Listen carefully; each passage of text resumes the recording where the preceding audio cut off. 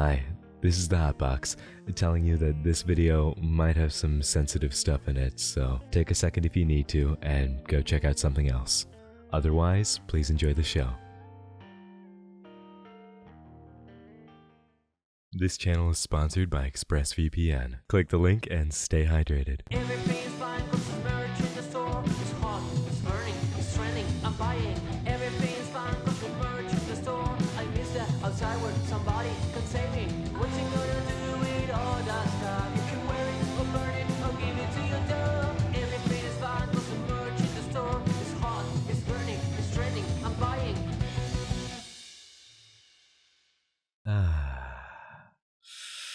I'm angry. Not at you, you're a gem, you couldn't do anything wrong if you tried. No, but what does upset me is when you try to make a video on a sensitive topic, you take all the precautions, and YouTube still tries to censor it by demonetizing it. So to provide an update, and information that I believe the public deserves in order to form an opinion on these claims, I'm gonna watch my language. But I'm also doing it in part because I'm sure that the person involved, yeah, I'm concerned that the robot might even pick up on his name. But whatever, I'm pretty sure he's watching. Hi, buddy. I've never seen a big clown like this before. That's the whole circus. Right there, look at it. Remember, I'm just reporting evidence. I'm not saying it's right or wrong, but I'll just let it speak for itself. You know, you could speak up and say something, you could fight the claims, if you didn't still have all your socials on private. But hey, what do I know? I'm just a guy with some cool intro music. Oh, have you heard it? It goes something like...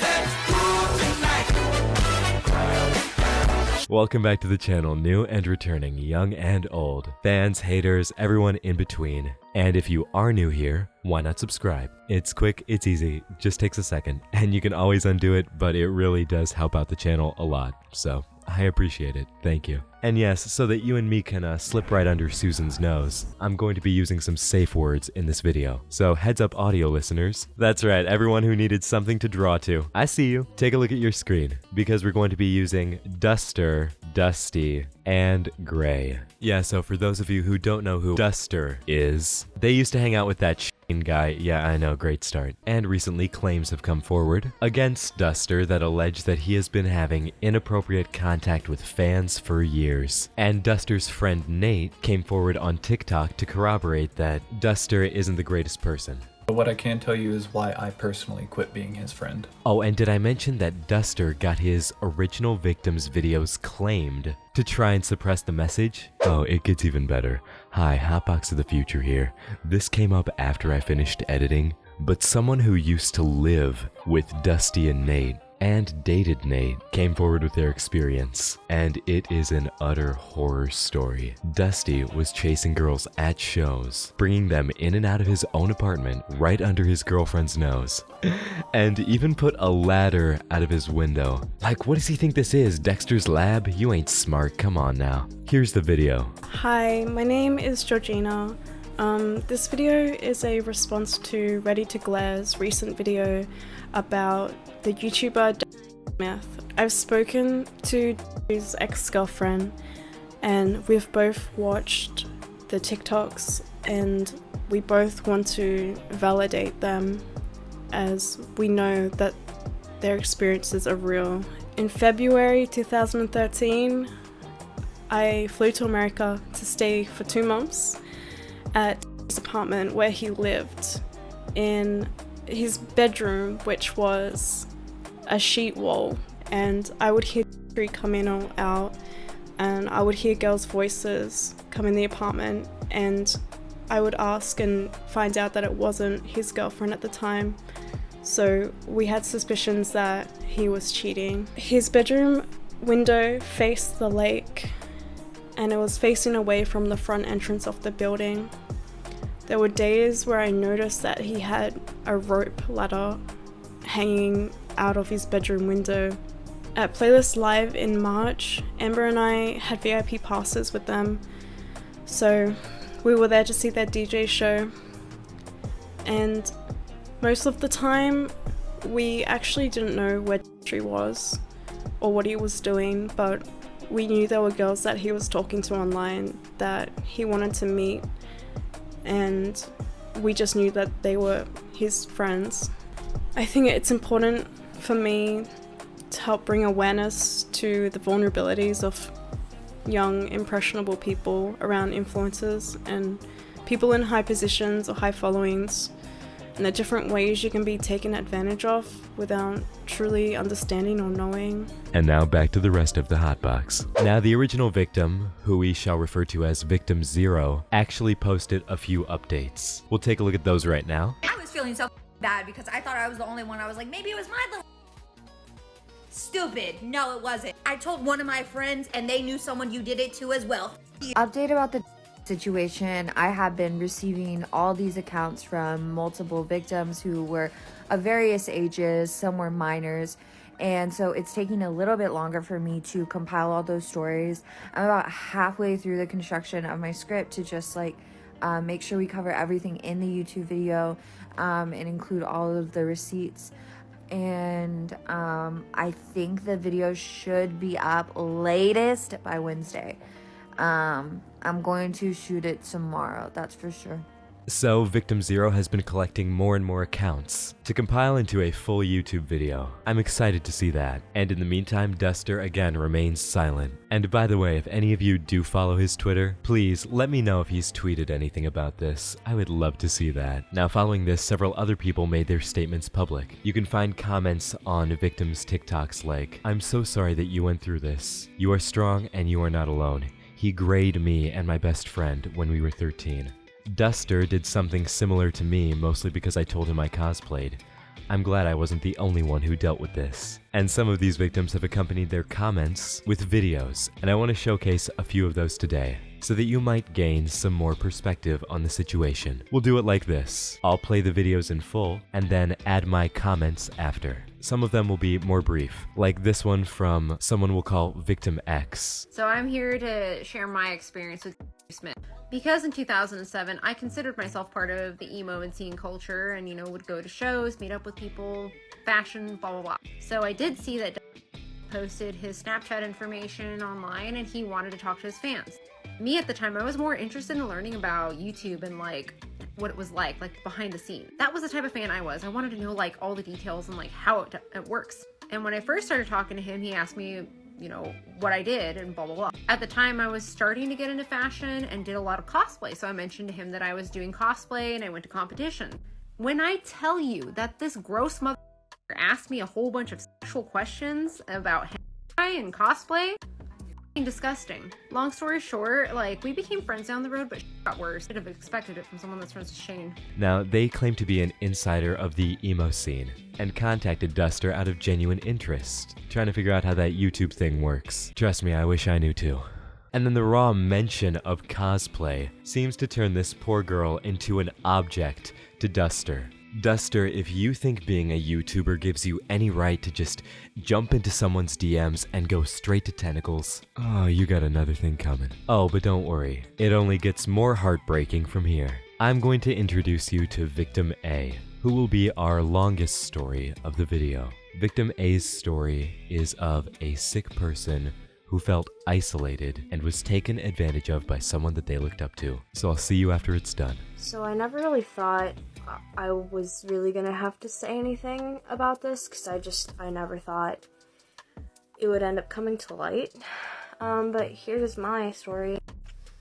So this is probably gonna take multiple parts, but this is my story with that whole situation. So I added on Snapchat back in, I want to say 2014, or the very beginning of 2015. And I added him not thinking he was ever going to add me back or anything. I had been watching him since probably 2010, maybe. And when I added him, of course me thinking I'm not going to get an ad back, I was very wrong. I think I got a response within, I want to say 2 hours, 3 hours, he added me back. And I was ecstatic. I was so excited. But little did I know this wasn't going to be anything like how I had pictured it would. So for my first day of talking with Destery, it was a lot of, I'm a really big fan, thank you so much for the ad back. This is awesome. I've been watching since school, which was a really old video. Some of you who've been watching him a long time would know, some might not. Very cringy video, but that's the first video I had seen of him, was right after that was released. He said thank you so much, like, it's awesome, sent me lots of hearts, emojis, then proceeded to be very flirty, and I was like, huh? So I was super caught off guard, but part of me was like, oh my god, like, fangirling a little bit, but I was like, there's no way in hell this is real, right? Right? So at this point, I knew, like, things were weird. My rats are drinking water, I'm sorry about that. But I knew things were really weird at this point, but I rolled with it. Because I was a fan, and I had been dreaming of this moment that he would finally talk to me. Let alone the fact that I was a 14-year-old girl, 14, who lived in the middle of nowhere. I was incredibly ill. I was in and out of the hospitals constantly. I was very, very sick. I didn't have any friends. I was a total outcast, let alone scene queen culture for sure. So this being said, I thought maybe I would finally have the chance to have a friend I could confide in and tell everything to that wouldn't take advantage of me, but I was wrong. And just generally, I didn't think about the fact that he was older than me as much as he was, which he was in his 20s. I was 14. I was a 14 ill child, and I thought I was making a friend. I didn't go into any of this expecting things to turn out the way that they did. But then again, every time we talked, it slowly and slowly started to get worse. He would make comments about me being beautiful or how he wished I lived closer. You know, just generally things a 20-something-year-old man should not be saying to a 14-year-old. I don't give a who you are. That's a fucking child. I was a kid! And of course, who was I going to talk to? The only people that I had and had the ability to tell were my brother and my now ex, which I did confide in them, and I told them everything that happened, but it was after the fact. Given I was on so much medication that I have bursts of time where I don't have a lot of memory, but I have a vivid memory of one day when my hair was being ripped out because they had glued wires all in my hair to my head. So I wanted to save myself the pain, and I shaved. I shaved my entire head. And this was a really big deal to me. So I had sent him a picture after I shaved my head of me sitting in the doctor's office, and I just said, hi, like, what's up? We talked for a little bit, and he asked why I did it, and I told him it was because all of the wires pulling out my hair, and he made a comment saying, well, don't worry about it, you're still hot either way. Excuse me? I am a 14-year-old girl who just had to shave her head, and you are more worried about the fact that, like, well, you still look hot, you're a fucking creep. I brushed this off. Of course, I was a little bit upset, and I said I had to go into my appointment, so I would talk to him later. Well, what I got about 20 minutes after we had had this conversation of me saying I was upset and pouring my heart out about being upset over me being ill and having to shave my head, I got that little red square on Snapchat out of the blue. So, of course, there was no part of my brain that was like, maybe you shouldn't open this. You shouldn't trust this. Hey, don't do it. Which, God, I wish my brain would have just connected the dots and said, hey, something's not adding up here, babe. But I opened it, and I think you can guess what was in that Snapchat. Again, I didn't really reciprocate flirting or anything, so this was out of the fucking blue to me. Like, that's a grown man. That was a grown man. That was an adult. given. If this was another 15-year-old boy I went to school with, I would have just blown him up and stuff, maybe blocked him.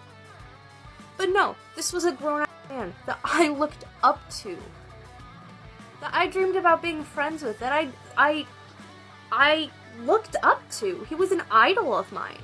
But that's when reality hit me, and I was like, oh, maybe this isn't who I thought I've been talking to. Maybe this person I've been looking up to and confiding in is a monster. And maybe he's somebody that I don't need, let alone want in my life. And as much as it hurt me, I took that chance and blocked him.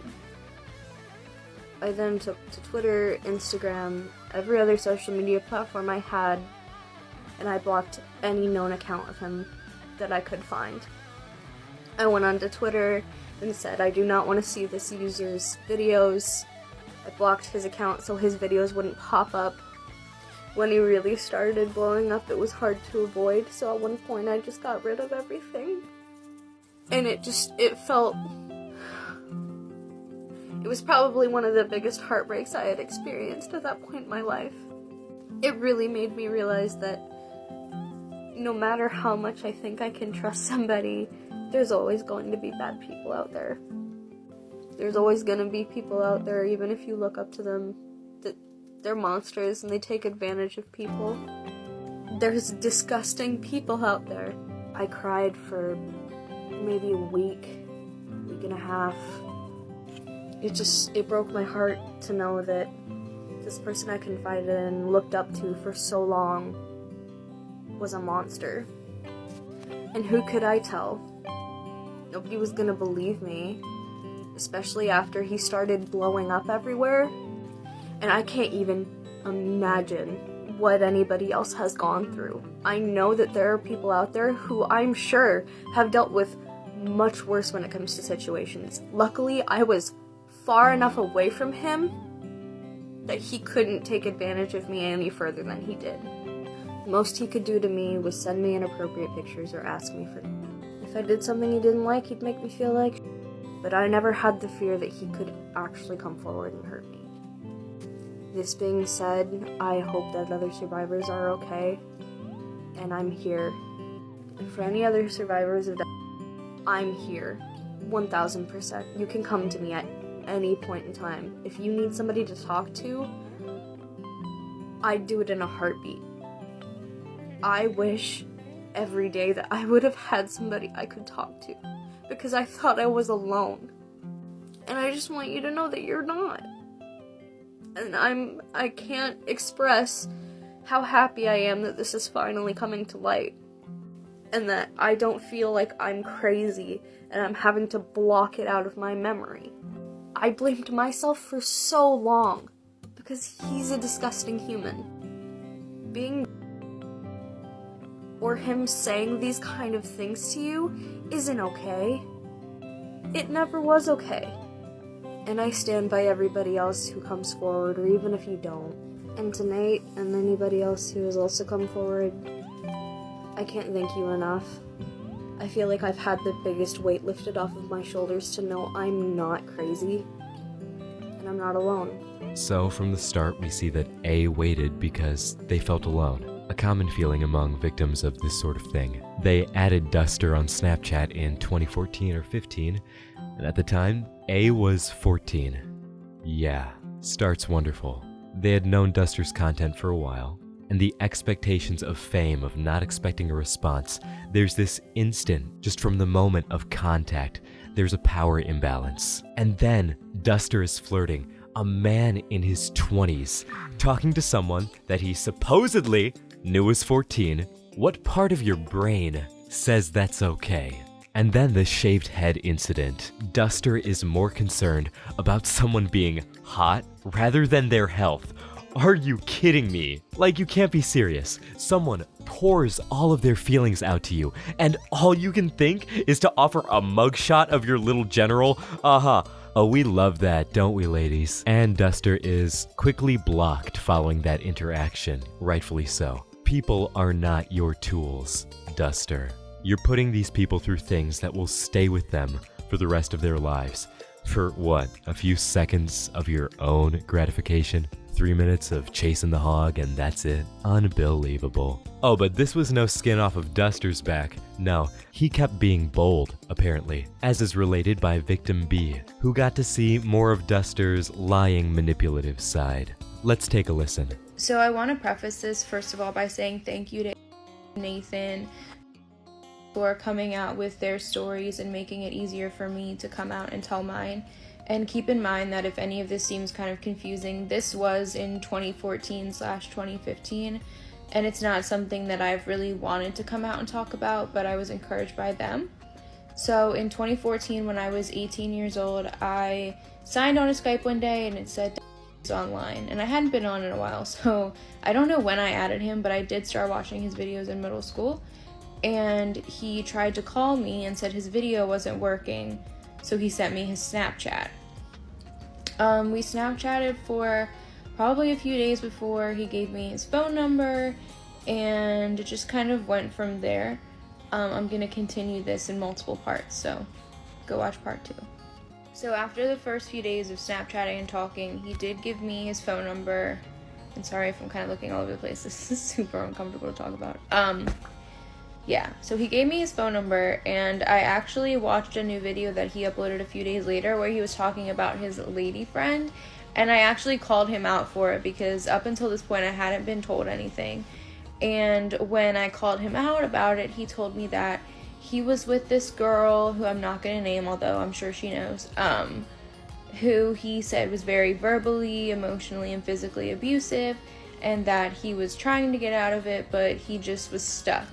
So I thought I was doing kind of like a nice thing. I mean, as crazy as it sounds, like trying to be there for somebody and support somebody through a toxic relationship.